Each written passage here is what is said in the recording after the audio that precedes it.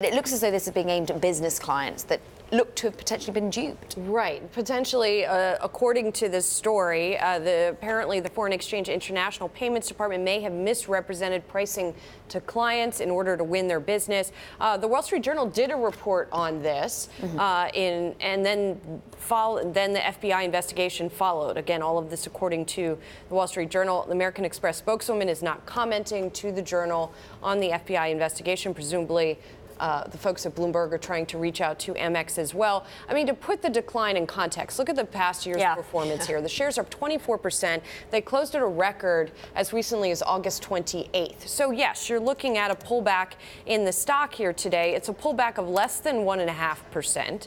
It's off a record level at a very recent stage. And I've been trying to look at the Bloomberg as well to figure out what amount of the company's revenue this would affect. It doesn't. If you look at the global merchant services, I'm not exactly sure what category it would fall into. So it's unclear how much of its revenue it could affect. According to the Journal, Amex's foreign exchange business largely serves small and mid-sized businesses. So it's less consumers, you or me, Caroline, or you, Julie, going abroad and paying something with our American Express card, as it would be businesses using American Express. According to the paper here, sales representatives would approach potential customers with an offer to beat the prices they're paying banks or other financial institutions to convert currency and send money abroad.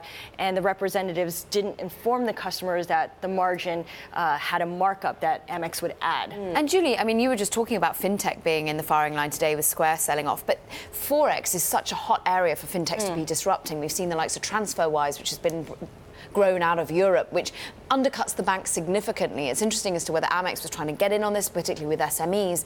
And therefore, what was it saying? It's practices but dating back to 2004. At least 2004, according to current and former employees who spoke with the Wall Street Journal. Julie, you mentioned that this is something that the Journal had reported on earlier since July 30th.